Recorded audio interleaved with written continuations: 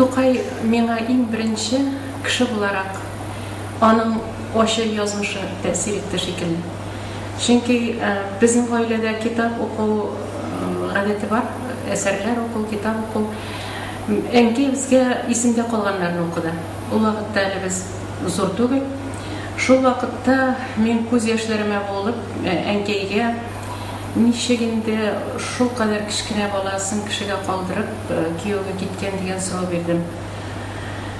Әнкәй шарасызлыктан дип җавап бирде.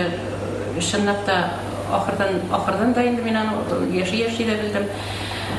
Димнәгән кешедән баш тартырга ярамаган, аннан соң аны бит әле имамга да димнәгәннәр. Һәм ул вакытта хатын-кызлар күпкә әз булган икән ул төбәкләрдә. Бәлки безнең якларда да шулай булгандыр ул, ир-атларга караганда. Ул документлар менә редакцияләрдә эшләгәндә минем кулга килеп кергән иде. Шул вакытта мин аңа тагын бер әйләнеп кайтып, исемә төшереп куйдым шушы сөйләшүне.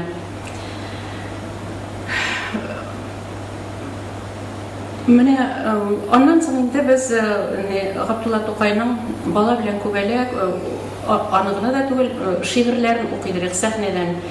Мин үземнең әнкәйнең ак ефәк шәлен бөркәнеп, күбәләк булып, канатларын җилпеп, шулай укганымны хәтерлим. Бу шигырь билгеле тәрҗемә, Габдулла Тукайның тәрҗемә шигыре, ләкин ул оригиналдан да шәбрәк дип әйтергә батырчылык итә алам. Менә шулай әкренләп язмышка Тукай үзеннән үзе килеп керде. Һәм хәзер инде билгеле Тукайның чын-чынлап зур шәхес икәнлеге, зур шагыйрь икәнлеге, аңа Ходай Тәгалә тарафыннан искиткеч талант бирелгәнлеге мәгълүм инде барыбыз өчен дә. Аннан соң миңа тагын шундый бер шатлык насип булды. Тукайның 100 еллыгында Мәскәүгә делегация составына эләгеп, анда барган идем. Андагы мәрабилар әле исемдә, алар белән бергә шушы 100 еллыгында катнаштым Тукайның. Һәм шул вакытта билгеле аңа кадәр инде без Тукайлы халык дигән поэманың башы башланды. Башта ул аерым шигырьләр иде. Менә әнисе турында сорау бирдем, әнкәйгә дип әйттем бит, Биби Мәмдүдә.